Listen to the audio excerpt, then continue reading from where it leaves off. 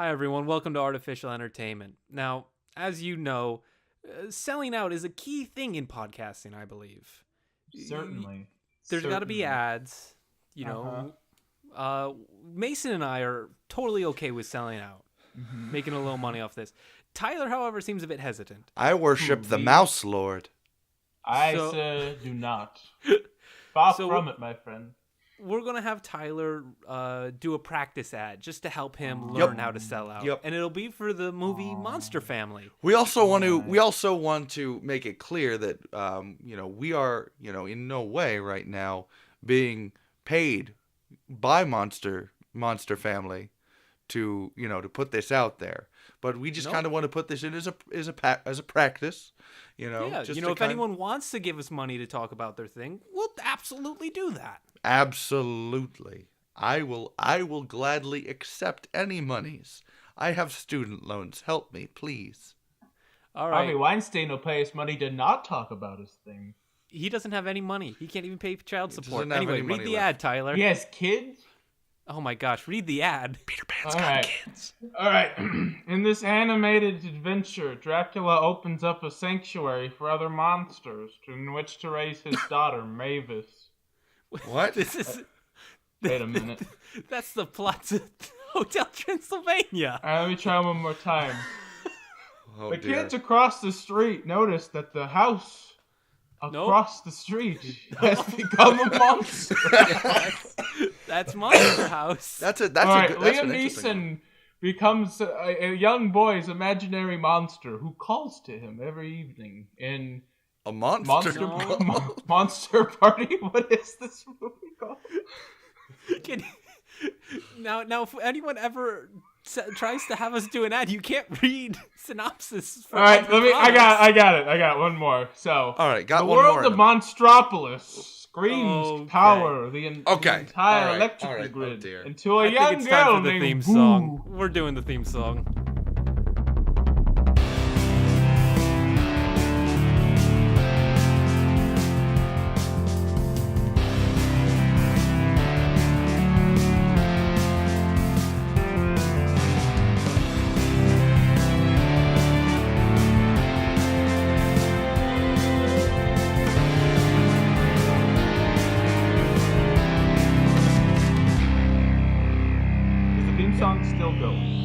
No, it's done now, actually. Okay. Hi, everyone. Welcome to Artificial Entertainment. I'm your host, Josh Lakaitis, the Sean Spencer of the podcast.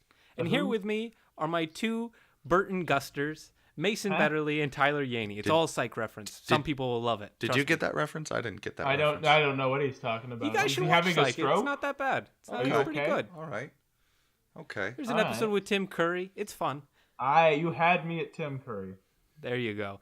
Anyway, welcome to Artificial Entertainment. Podcast, it's mostly about bad movies, and it definitely is tonight.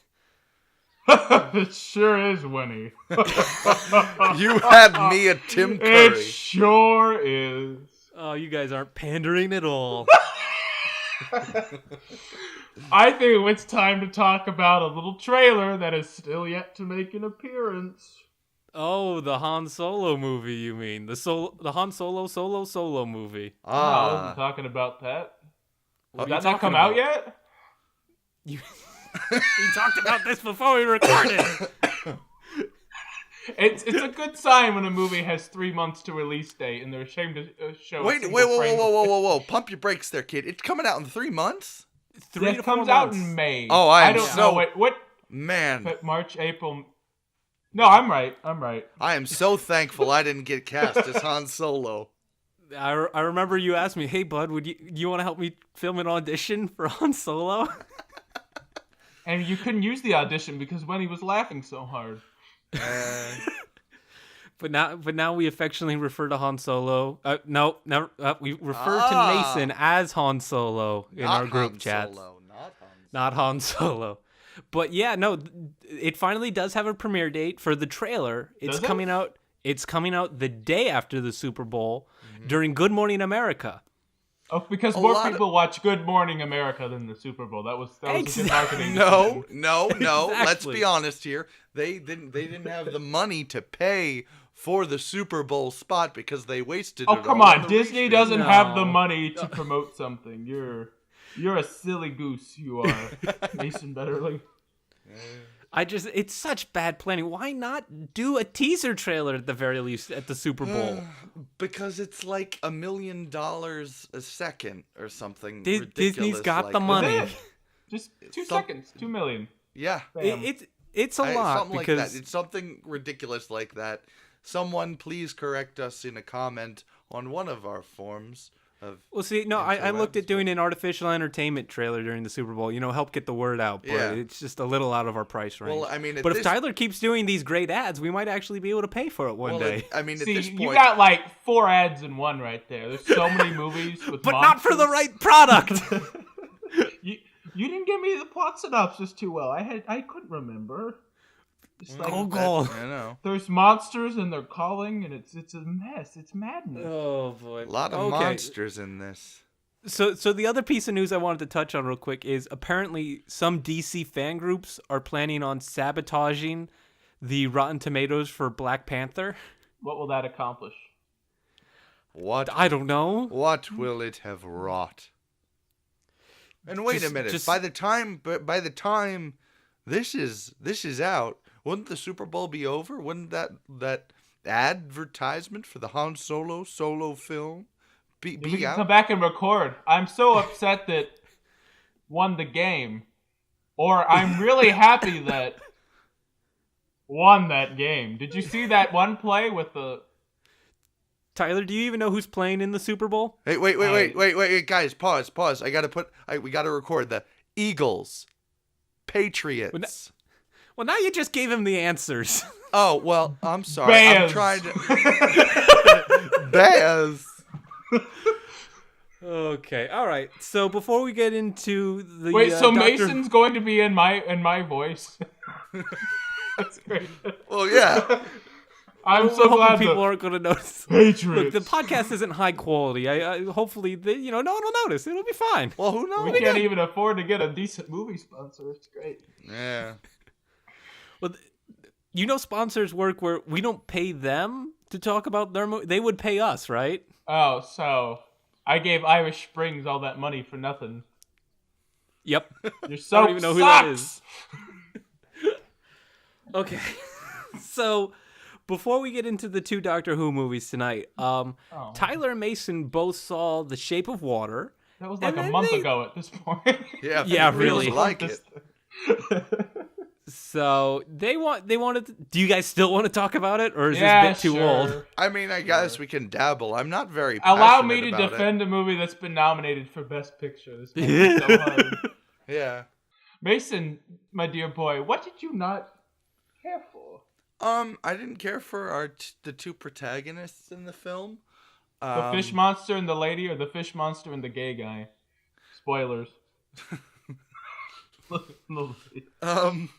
Michael Shannon's gay? No. He loses a few fingers. Spoilers again. Yeah. Okay, so I guess spoilers for this for The Shape of Water. Here. Spoilers if you're going to see it and still haven't. Yeah. In the description, I'll put the time to skip to if you want to skip this conversation. Skip to see who won the Super Bowl. But yeah, I just didn't feel like they were developed enough. I know there's... She doesn't talk. She did great. Okay, but I think there's more that he could have done with it, but I feel like he backed out. He could have gone... I feel like he was afraid to go all in on developing the relationship between those two. And so he backed out, and you got more of her neighbor, the Michael Shannon's character, and her friend. And I feel like in the end you have a film that's supposed to be about this weird, unnatural, yet ethereal love that is more about the events surrounding their love than the actual relationship. It's an ensemble ethereal piece. Love. A love story. I don't know. Mason Betterly presents the long-awaited lesbian love epic, Ethereal Love. What? How do you know what I've been writing? The long-awaited sequel to Chance Encounters. Ethereal love. Ethereal love, yes. But we were talking about The Shape of Water. There are a lot of stuff that I like. I like the production design. Do I think the production design is deserves to win an Oscar compared to some of the other films that are nominated?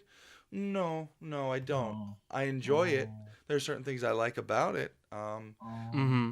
But yeah, my wife. Now, if you really want to have a discussion, my wife, she despised that movie. I heard. My wife, Eleanor. Yeah.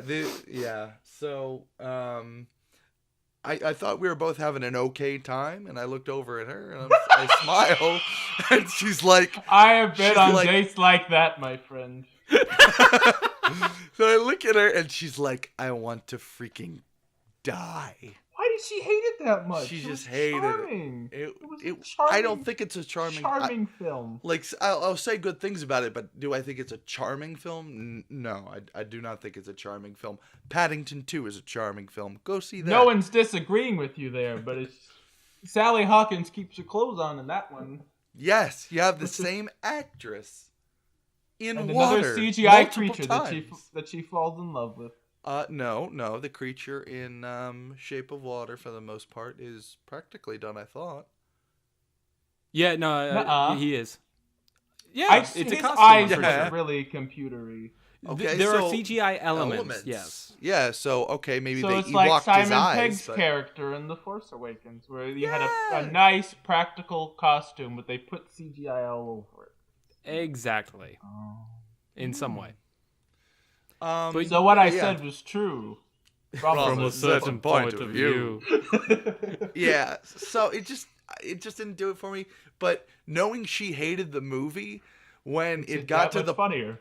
No, made it that much funnier when it got to the part where she sings and there's a musical number, Broadway style that was musical beautiful. number. Where's your heart? And he is dancing on the stage, and I'm just looking at her. And there's is there like a young Frankenstein moment in the movie? It genuinely feels like that. No, I feel like at any moment he's gonna go Oopa Doopa. Wanted all the Reds. That's all I'm gonna see if I ever see this movie. But I look over at her, and it's just a look of utter defeat. It's just she just accepted it at this point, and I just lost my mind. It was hilarious. No, reminds me of the time I saw Mother.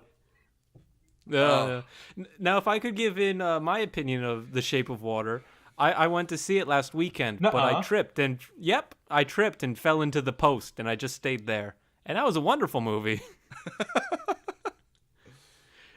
Spielberg at his most Spielbergiest, which is kind of average nowadays. Wouldn't that be Hook? Whimsy! I think Ready Player One might out-hook Hook. I don't want it. Yeah, pump your brakes there, kids. Pump your brakes. But there's a giant Iron Giant, Tyler. I know, that's my thing. Kids won't know what that is. The DeLorean, that's my thing. That's our thing. That movie. I have so many toy DeLoreans in the barn. I'm looking at 2 right now. From where I'm sitting. Actually, 3. Never mind. It's not a competition, sir. We all love the greatest movie ever made by humans. Part 1 or Part 2? Part 1. Part 2's the worst of the 3. It's still a good movie. Oh, no. Wait, when did we stop talking about Iron Giant? Well, when did we stop talking about The Shape of Water? Is now an argument to see if we like Back to the Future 1 or 2 more. No, I think Part 2 is the best. No. How did we get here? No, part 2. What? Part 2 is we rode ourselves into the corner, so here's the future, I guess. And halfway through, here's a movie we wanted to make. I think it's complex enough and it handles everything really well. It's so dense. It really is dense. But it really is, though. It really is. Think about it. It's a fine movie. You don't have to defend Part 2 to me. I enjoy all 3. It is one of the few film we're talking about Back to the Future. It is one of the I was so lost. No, let me finish. Let me finish. One of the few series that have been untainted by a terrible sequel is Back to the Future. I think all of the films, all of the films stand on their own. I got such an urge a couple days ago to watch Mad Max Fury Road. I think I'm gonna have to do that this weekend. I got the Blu-rays of the 4 films, so I'm kind of feeling a marathon because I first let me just go through real quick. This has nothing to do with Shape of Water or Back to the Future, but part 1, Mad Max 1979, perfect schlocky low budget directorial debut. It's amazing. Needs more respect. How did we get here? Road Warrior is fantastic.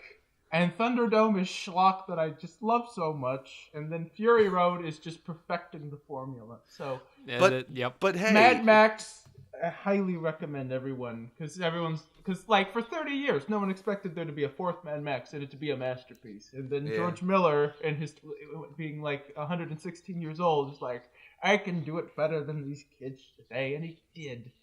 And he didn't need computers or the green screens and none of that. George Miller, if you're listening, please tweet at us. You magnificent man. You made Babe big in the city. He did indeed. You made 2 of the greatest sequels ever made. And also Happy Feet 2. So I think we're done talking about The Shape of Water. We've gone from The Shape of Water to Back to the Future to the Mad Max series. And speaking of time travel and dystopian futures, I think it's about time to get to our main attraction for today. Guys, I have nothing to say about these 2 movies. Neither do I. I barely had anything the last time we did. So here's the thing. If you don't know, we already recorded this episode but lost all the audio. Not all Mason's the audio. We have a great episode with me and Winnie. With long pauses of silence. So, to be honest with you, listeners, there was a section, there was a point in time where we were considering just releasing that episode, either A, making it sound like Yaney Tyler and I were crazy. Yeah, we're just crazy. Like Mason just died in the past few weeks, and we're just trying to create him in our minds. Yeah. Or I just re-record back in, they ADR me in, and I just sort of improv my way through. So maybe we'll try that one. We're a very experimental podcast. Yeah. It's all about webbing and flowing through this art form. It's like ebbing poetry. And flowing, not webbing. Anyway. So, the movies we are discussing today are Doctor Who and the Daleks and Dalek Invasion Earth 2150 AD. But I have slept many times since I've watched these, so you're going to have to bear with me. And can we just say, why did it have to be these films for the episode that we had to re-record? Why couldn't it, at this point, I would have rather it have been Scooby-Doo. I could have talked about the Star Wars prequels again. I could have talked about the Star Wars prequels, but no, we had to do Dalek Invasion and Doctor Who, Doctor Who and the Daleks. All right, the reason these now movies enough about were Doctor made... Who. Let's get back to our main topic, Mad Max Daleks. Fury Road. Nope. All right. So Doctor Who came out in the 1960s. Thank you, Mason. Hey, you could edit that out. You coming down with something? I'm worried about it. It was a hit for the BBC. Not initially. Initially, it came out the day after JFK was shot, and the ratings were horrible. Not because it was shot. It was just bad. Well, no. It was because no one was watching. Why would the British care if our president got shot in the head? No offense to you Brits out there. I'm or JFK. Dude, even Russia cared when JFK got shot. He was in love with Monroe, right? Like that was let's not lose our heads here. Well, talk more about Doctor Who and its immense failure. Okay, so it suffered in the ratings until they premiered Doctor Who and the Daleks, which was a series of 7 episodes which introduced the Daleks to Doctor Who canon, and the show it had, I think, 10 million viewers the night the Daleks appeared. And it saved the show. It saved Doctor Who. And they got so popular that someone thought, well, why don't we just take these 7 episodes and make them an hour-and-a-half movie and just advertise the crap out of the fact that you can now see Daleks in color? That'll be great, right? Right? Guys? Nothing? No. All right. I genuinely actually thought I lost you guys there. I didn't know if the phone hung up or what.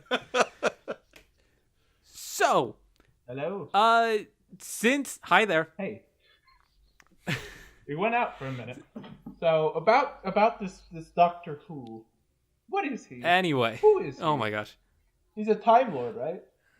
Yes, but not in the movies. In the movies, he's played by Peter Cushing, and he's human, and his name is Doctor Who. He's not the Doctor. What would we know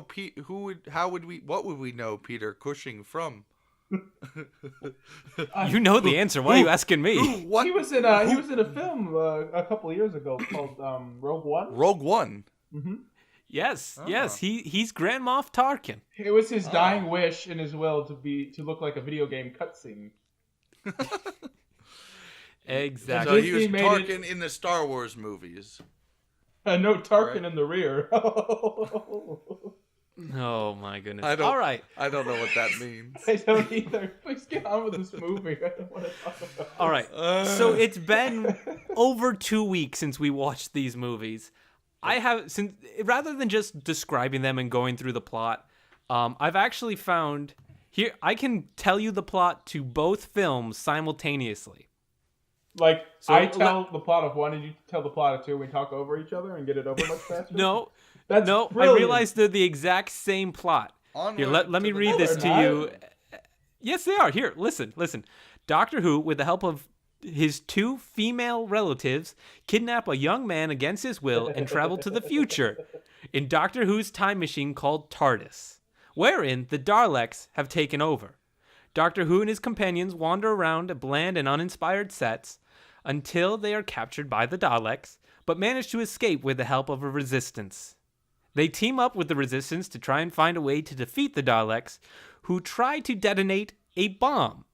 They are able to stop the Daleks at the last minute, thanks to the young man Doctor Who originally kidnapped, who ultimately doesn't seem to mind much that he is now trapped in the future.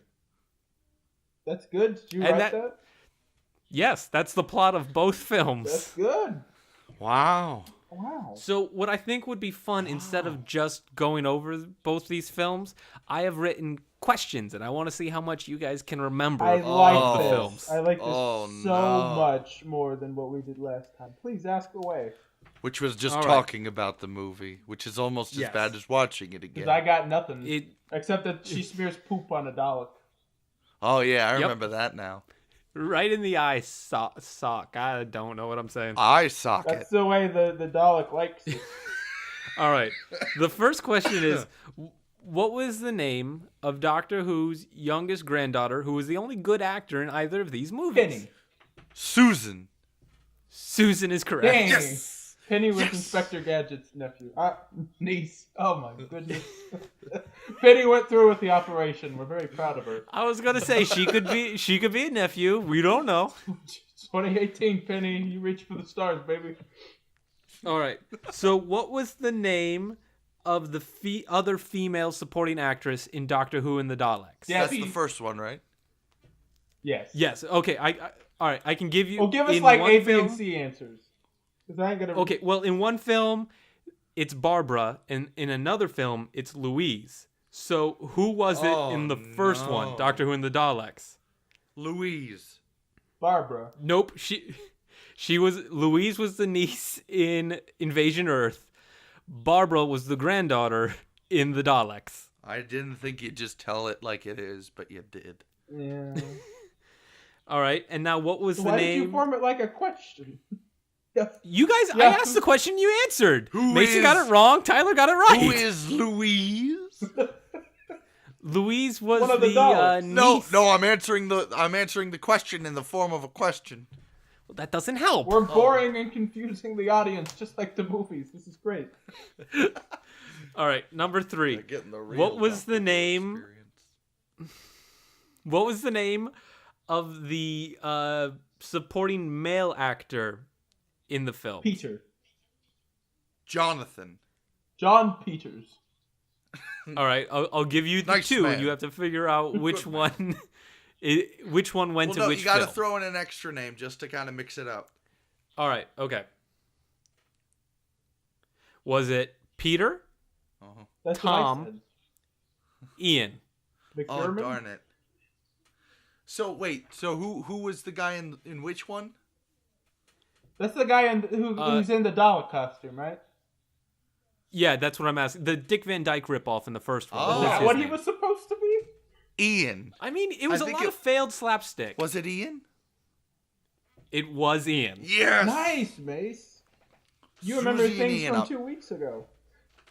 I don't remember things from 10 minutes ago. Where am I?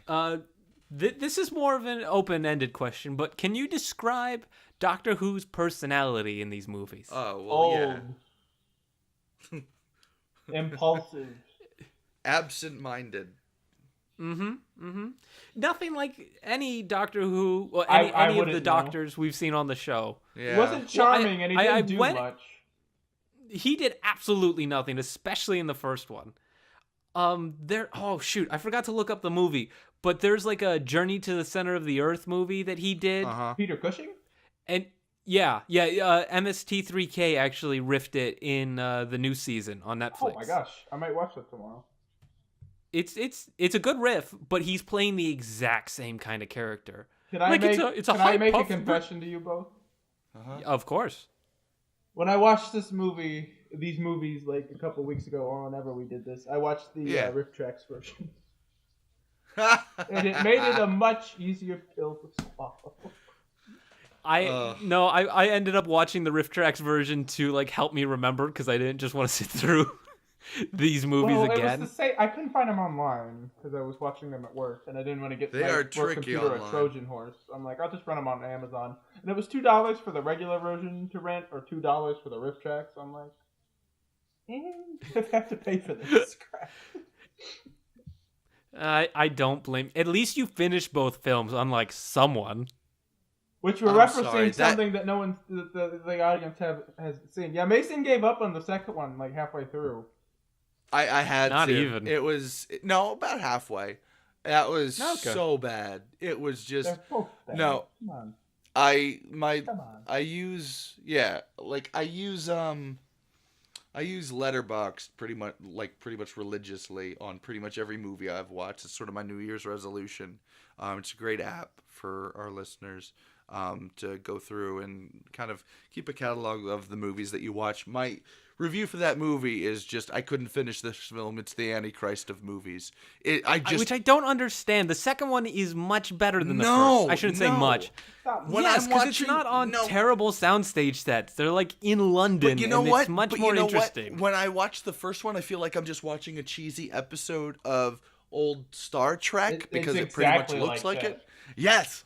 When I'm watching the other one, it's just this bland, desolate landscape. It's just, there's nothing. I actually like Ian. I don't like the cop that much. I felt bad for the cop. Tom, yeah. Also, he murders 2 people at the end.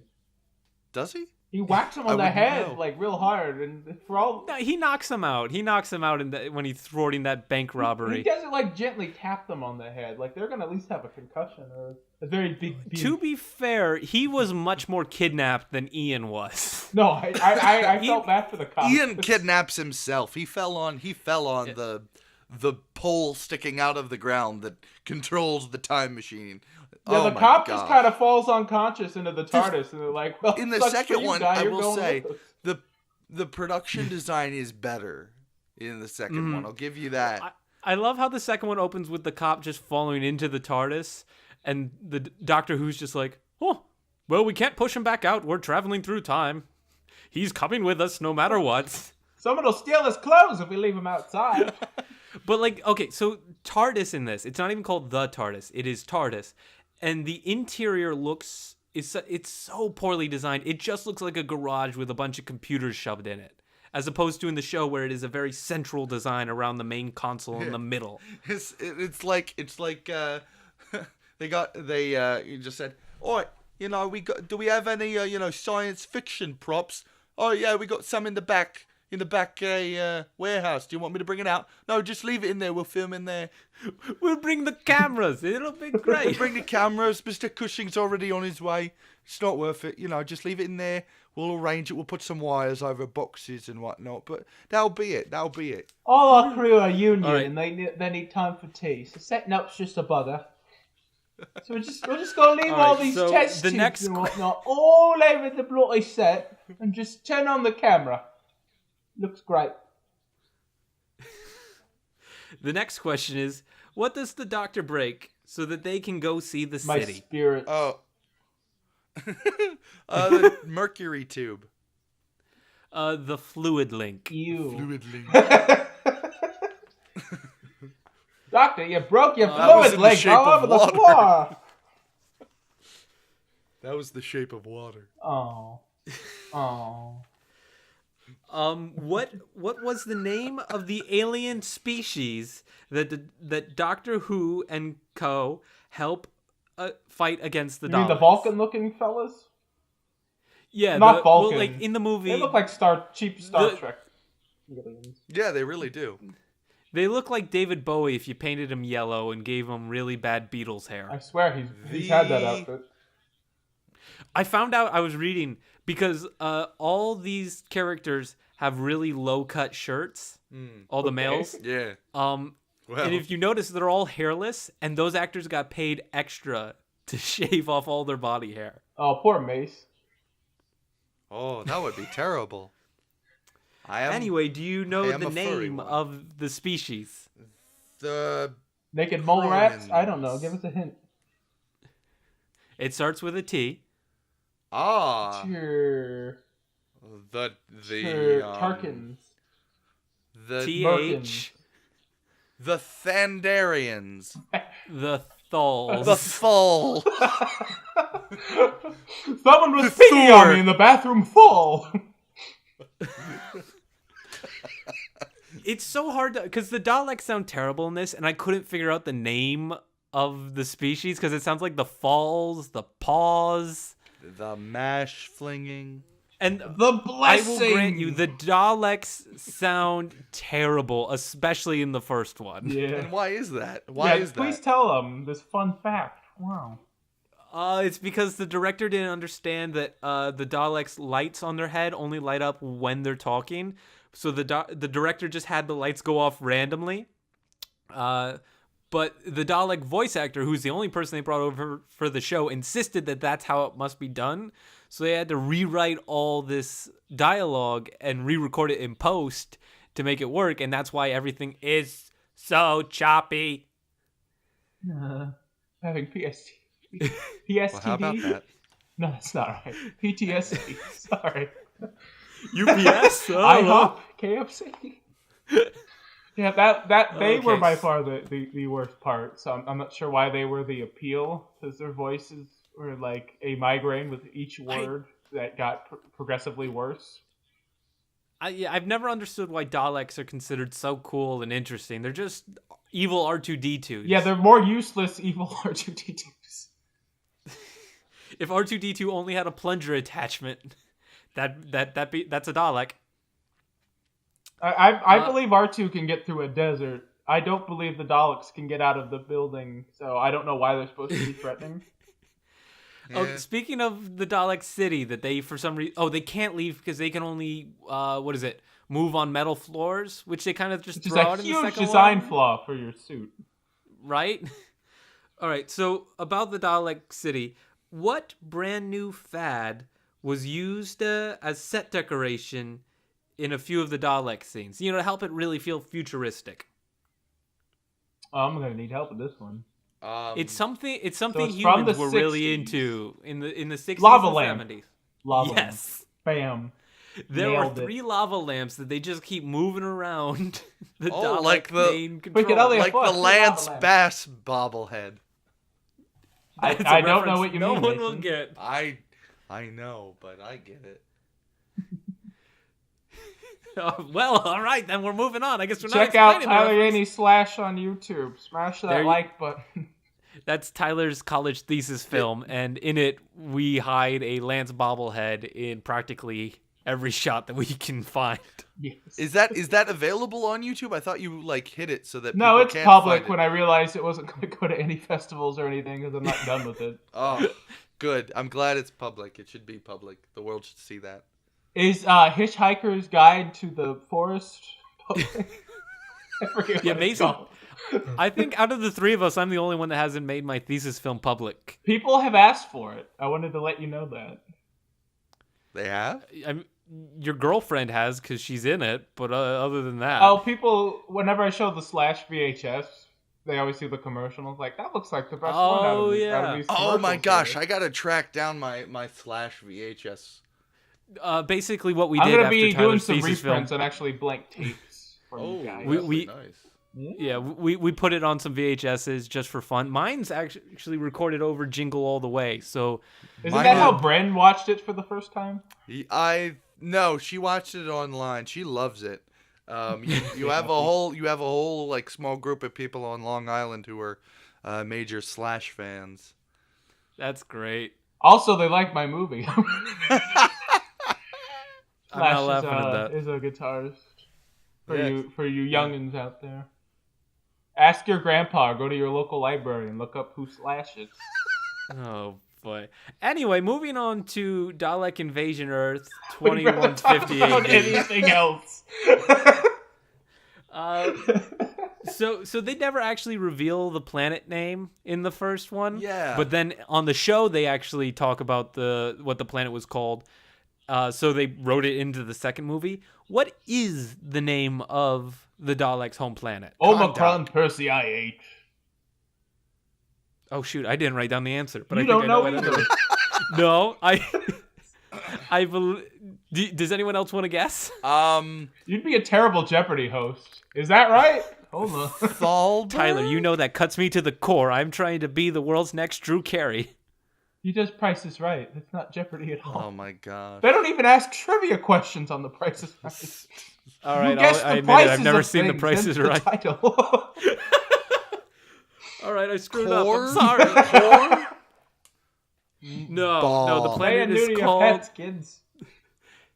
It's called Skaro. Oh, yeah, that's Skaro. it. Sicario?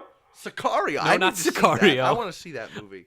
It's very good. It's great. I highly recommend I it. love Sicario. Do you know they're coming out with a sequel? Yeah, I saw that. Yeah, it's very weird because it's not the same director. Is Denny Villeneuve directing again? No, it's a different director. Emily Blunt's not returning, from what I understand. I remember when we first watched Sicario, it was a double feature with that and Shaun the Sheep. I saw Shaun the Sheep with you that time. I remember that. Oh, yeah, you weren't there for Sicario. It was a triple feature. It was Sicario, Mississippi Grind, and Shaun the Sheep. That was a weird night. Ironically, Shaun the Sheep is also getting a sequel. Is it really? Yeah, it did well that makes for me Aardman. so happy. I don't know what when. world we live in. I'm so excited for Early Man, by the way. I love Nick Park. Make more things, Nick Park. Out of clay. I'm trying to think. I don't have a lot of questions for the second one because these movies suck and I'm tired of them. They really do. Sorry we ruined your Doctor Who episode. I know you were really psyched about it. I was psyched, but then we watched the movies and I'm like, oh my gosh, these are so boring. I don't know if we can be funny about them. They're so boring. I got a poop joke. Doctor Who party. Speaking of which, we all need to dress up as Forrest Gump when we go see Black Panther. So I ruined your Black Panther. You run into the next showing and spoil the film. Sorry, I ruined the Black Panther film. Andy Serkis dies in the movie. Sorry, I ruined your Black Panther part.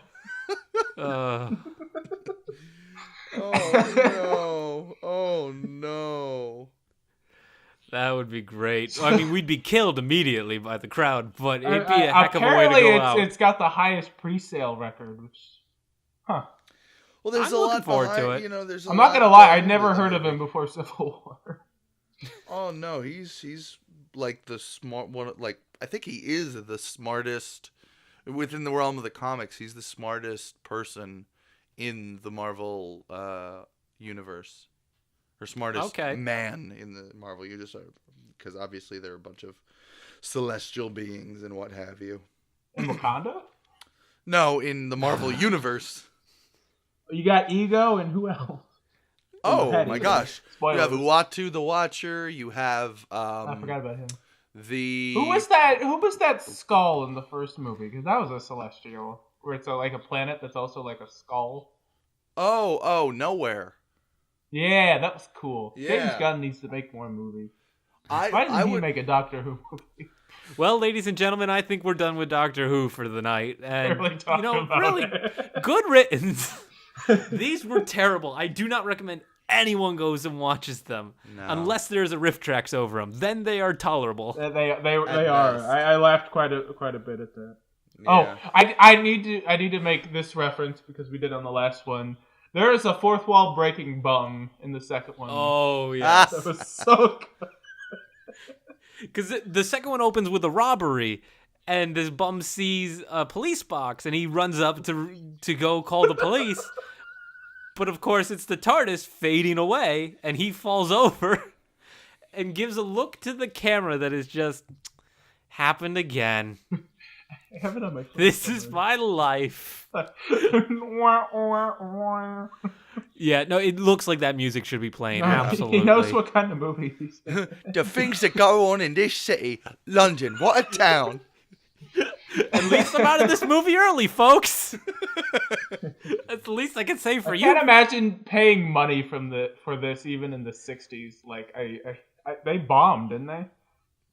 The second one definitely did because they were going to do a third one, but this just had such poor box office returns. The first one must have made money. There's a second one. I'm trying to remember. One of these, I think, went to Sundance. What? That's the most embarrassing thing I've ever heard. Hold on, let me look. Cause Is that the one where John Lennon got scared because he thought the TARDIS was a trash can?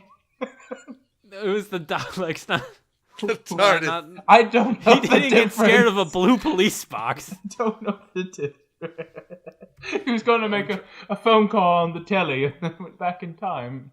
Okay, yeah, here we go. To stir up publicity for the film, Tuesday, 25th May of 1965, saw a squad of Daleks descending on the how do you say it? The Cannes Film Festival.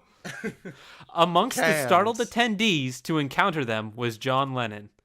So okay, not Sundance, and they did a publicity stunt at Cannes. That's embarrassing too. Man, I have to imagine the Beatles in the audience watching this now. Ringo's just sitting there. Oi, bloody. No, you know Ringo would be sitting there and loving it. Yeah. All the other Beatles are bored out of their minds, but Ringo's there is just like, I love it. They look like they're in an octopus's garden. In the shade. We have a thing for All a Ringo right. Starr. That makes Ringo it sound so weirder much. than it actually. Oh, what was it? We have a thing for Okay, Ringo this is Starr. totally stealing from the Weekly Planet, but I was listening to it, and they had a conversation of who would you cast in an unlikely way to play God and Satan? What? Oh, we were gonna have Ringo and like, late fees be God at one point.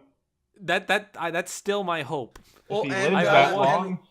and what's his face? I know, because I remember I was pushing for what's his face that played Swan in Phantom of the Paradise to play the devil. a character.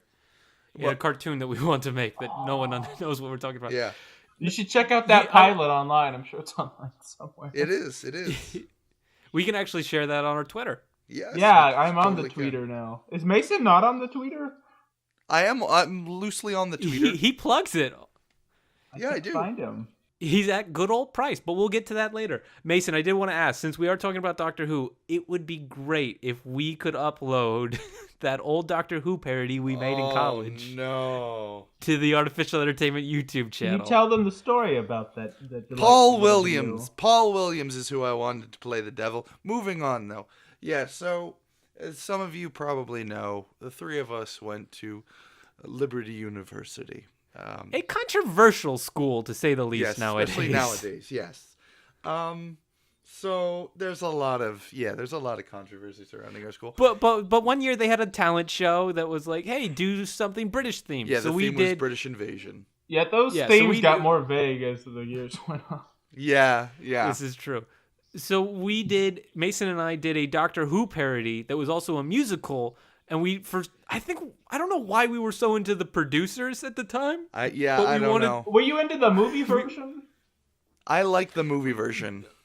The movie version is much better than the musical adaptation. I meant the wait, movie version of the musical adaptation, because you put a song in there, or if you had actually... Yeah. Okay. And we're splitting. Yeah. The original's much better than the adaptation. I like the adaptation better than the original. Oh, no. It's shot so I'm boringly. very serious. Oh, no, I know it's shot boringly, but if you watch it knowing that it's supposed to be kind of viewed as if you're watching it on the stage, which the director didn't quite get. The play's great, don't get me wrong, Oh, but I I don't agree think with that. the film is a good adaptation of the play. No. Anyway, I played the 11th Doctor doing a horrible British accent. None of us can sing. We had a friend playing Jerry Falwell, and and we go back and convince Jerry to make Liberty University. It's a thing we did. It's embarrassing, and I want everyone else to see it and laugh. I don't know, buddy. I really play that video close to the chest. That's so bizarre. I need to see it now. Needless to say, this didn't get into the talent show. It was so bad at all. I you guys had like a friend. wasted the whole weekend on that too. Yeah. Oh, it was a fun project. We had a ton of fun. We'll Yes. post some pictures on our page as well. But do you not want to release the video? no, I'll. It's time. It's time. Enough people have asked for it. Your wife has asked for it. So 2 people have asked for it. Yeah. So Has Brent we'll seen do it? it. Brent has not seen it. Oh, I she haven't aware seen of it it? in years. She's not aware of it. My wife's not aware of that. well, now that we've covered that, shall we move on to palate cleansers? Okay. I guess. It's a short episode, but I've had fun. Oh, I've yeah. had fun too. We didn't talk about anything in particular, but I've had a good time. Well, guys, we've had some terrible movies in our mouth I 2 don't weeks like ago. that we use that expression in her mouth. Imagine Lakaida's got a DVD stick in his jaw. So let's talk about some good movies, some movies we actually enjoyed. It didn't torture us. Oh boy. Who wants to go first? Oh, I will. Oh yeah, no, because you've actually been doing something great. Well, I have just had the best couple. I actually will just say week. I have been listening to Oliver Harper on YouTube, and he's just in love with the Superman movies, and I haven't seen the first one in forever. So I found a 4-pack with the Superman 1 through 4 theatrical versions on DVD. And then I also found the Blu-ray that Winnie has that has the extended cut of Superman, the Richard Donner cut of 2, and Superman Returns, which we'll get to. The Richard Donner cut of Superman 2, I think, it's in my top 3 superhero movies. All right, let's just start with Superman 2, because Superman 2, either version, is just one of my favorite superhero movies. Great. Have you watched the Richard Donner cut yet? I did. I finished the Richard Donner cut last night, and there's pros and cons to both of them, and I honestly think, especially if you like the Zod stuff, you should check out the Lester cut. Oh, really? Okay. Because I love Mason Terrence Stamp as General Zod. He's great. And Planet Houston. Yeah, Gene Hackman is an absolute delight. Gene Hackman, it's not a accurate interpretation of Lex Luthor, but he's my favorite Lex Luthor. He's wonderful. He's just he's hamming it up so much. I love Ned Beatty as Otis. It's oh yep. Like, this is the Superman I grew up with, and Superman 2 is just like it's an easier watch than Superman 1, which I do enjoy. I agree. Probably the better film. Yep. But Superman 1 goes from like, oh, we're on Krypton, and here's this thing, and like, oh, here's his childhood, and it takes forever to get going. Mm-hmm. But what would you say are some positives of Superman 2, the Richard Lester cut? You want me to split hairs? Okay, there's some sequences that they cut out for the Donner cut. Because here's my problem with the Donner cut. Okay. Is that he was so bitter that they replaced him that he tried to get out all the Lester possible, even at the expense of the story sometimes. Mm-hmm. So some stuff I feel like, do you remember, because you've only seen the Donner cut, right? Right. Okay, so you remember when Zod's talking to like the news station and the military's there? Yeah. There's a whole sequence before that they cut out that I really loved, and it made sense why the military is there instead of, oh, they're just there. Gotcha. Yeah, I'll give it a watch. I really recommend it. I don't know which cut I prefer because They both have their positives. They do. They really do. Okay. So yeah, Superman 2, love it. Highly recommend. That's the campy Superman I grew up with, and it works much better than what we got now, or even the Superman Returns, which we'll get to real quick. I'm trying to keep this short because everyone else has got stuff, but let me just Superman 3 gets a bad rap. I really had fun with it. Is Richard Pryor good in it? He's not bad. Like, people crap on him, but he's got, like, I'm not gonna ruin it or anything, but he's got this really entertaining sequence where he's got to go to Smallville and pose as this liquor salesman and try to get into this computer that I was very entertained by. Cool. Yeah, I think the Superman 3 and 4 look schlocky enough where I could. No, Superman 3 actually has a legitimately great sequence with an evil Superman versus Clark Kent. Oh, I've seen clips of that. And the junkyard, it looks good. Great. Yeah. It's fantastic. So I really enjoyed Superman 3. Not sure why that one gets the bad rap. Superman 4 is canon schlock. I'm a big fan of canon films because they're just spectacularly incompetent at everything they do. What's a canon film? Canon films, all right, were these foreign guys who decided they wanted to make American movies, but they wanted to make them as quickly and cheaply as possible. And oftentimes they would just produce movie posters to take to festivals and stuff and get the movie sold before they even have a script or anything. That's wonderful. That's great. They're great. We should do that. Wow, absolutely. Yeah. So they did Masters of the Universe, which I know Mason loves. Oh yeah. They did Life Force, film, which is just one of my favorite schlock movies of all time. And they got the rights to do Superman 4, and I think it's a more incomplete movie than the Donner Cut. I watched like 40 minutes of deleted scenes, and there's just whole things missing and stuff they didn't have time to film, and the effects don't look finished or anything. But like, that's number one, amazing. Christopher Reeve and Gene Hackman and Margot Kidder are great and are worth it. The low budgetness of canon can be charming if you're into it, but yeah, it's not a good film. But it's definitely an entertaining one, and I'll take an entertaining bad film than just a boring one any day. Which leads like me the to Doctor Superman Who Returns. movies. Oh, you don't like Superman Returns? No. I think it's okay. No. Here's my problem with it. Decide what you want it to be. If you want it to follow the Christopher Reeve, Richard Donner films, that's fine. But commit to that. Don't make it, it's kind of a remake, kind of a reboot, kind of a sequel. Because then it's just nothing to no one. Right. Like, their Lois Lane that is basically nothing is that movie. Yeah, it's an okay movie, and like it's not the worst thing ever, and it's probably technically better than 3 or 4, but like I was bored with it. Superman, I mean, Brandon Routh tries. Kevin Spacey, unfortunately, is really good in it. He's probably the best part. Yeah, I agree. Everything else, he is awesome. Everything else, I didn't really care for. Like, why dig out all that Brando footage and the John Williams theme and all the other stuff? Like, it would have been better. Set it in '85. Make it directly follow Superman 2 if that's what you want to do. Don't set it in 2005 and cast everyone else but Superman and make them completely different than the other films. But make Brandon Routh really Christopher Reeve. It makes no sense. I agree. So that's my beef with Superman Returns. It's fine. It's whatever, but meh. But yeah, Superman 2 and 3 and the original always have a special place in my heart. And Superman 4, you are a spectacular mess of a movie, and I salute you, Canon Films. That's great. Mace, what have you been watching? I don't know. Oh, I'm sorry, Tyler. Am I cutting you off? No, you're good. I just wanted to say real quick, sidebar. Yeah. Someone recently got Orion Pictures back producing movies again and like bought that banner.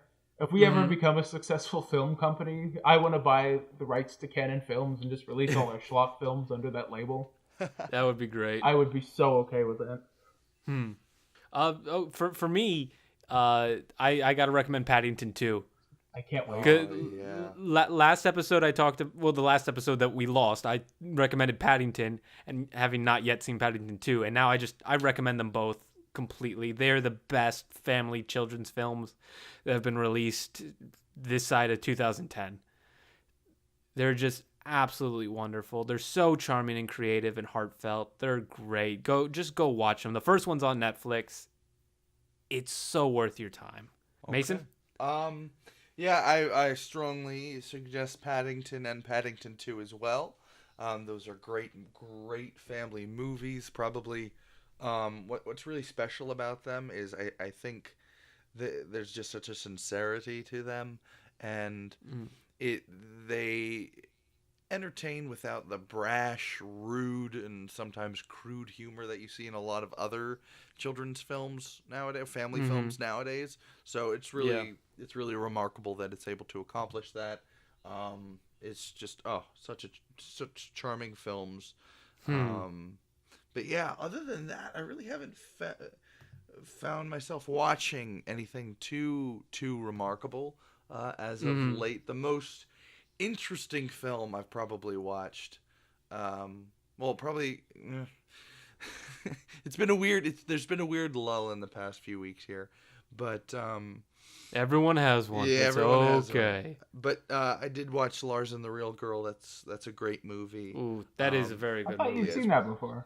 I have. I rewatched it recently.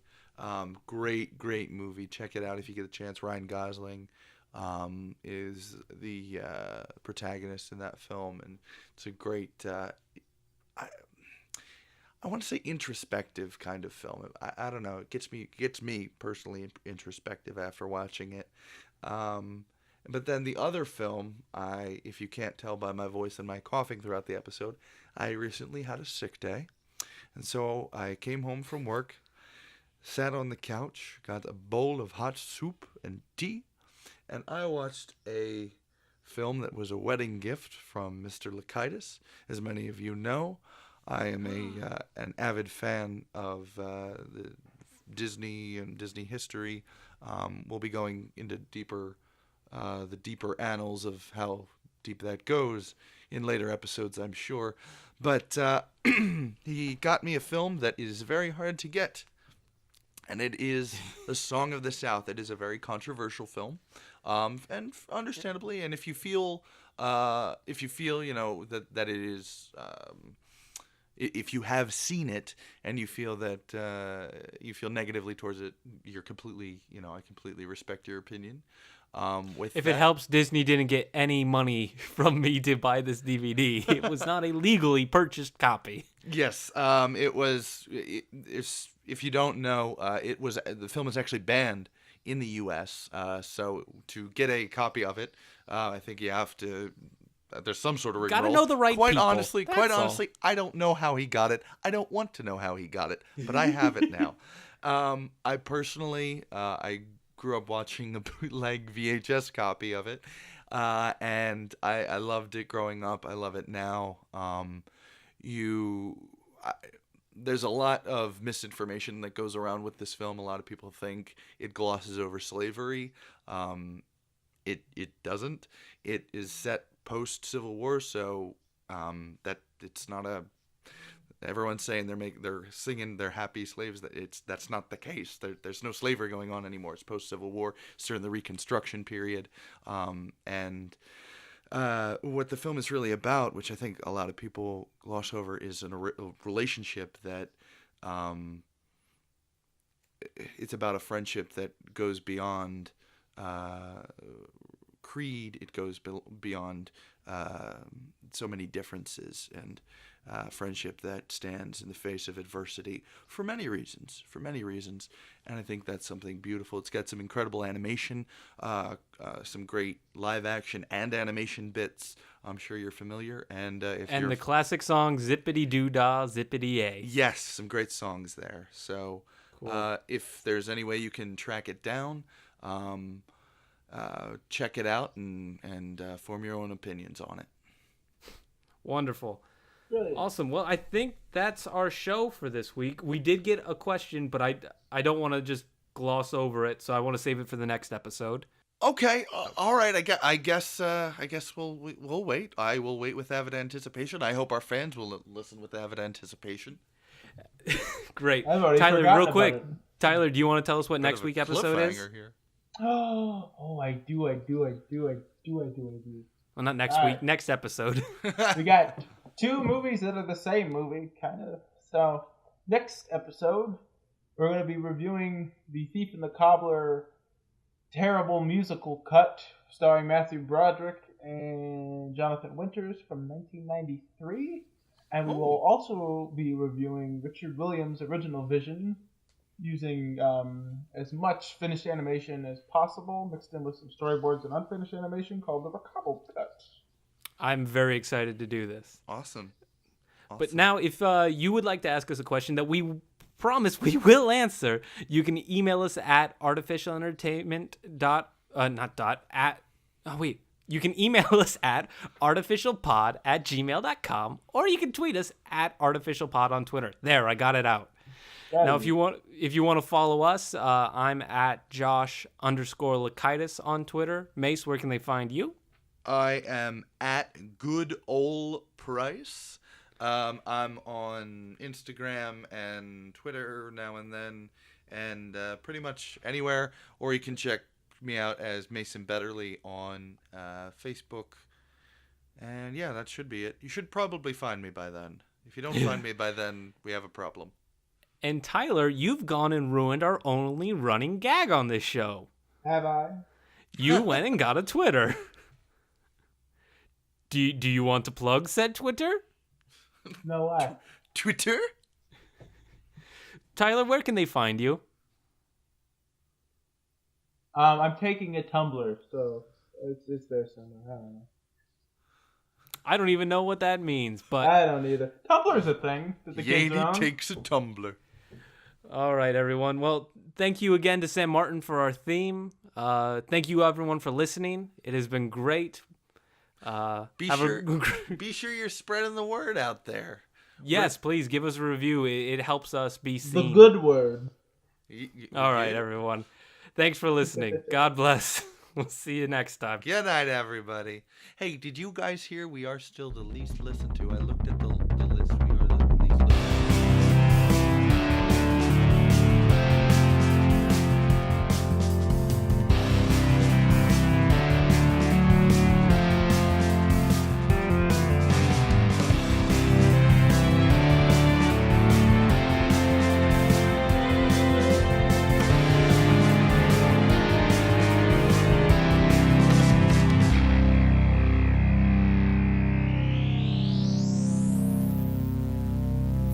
Wait, do I stop now?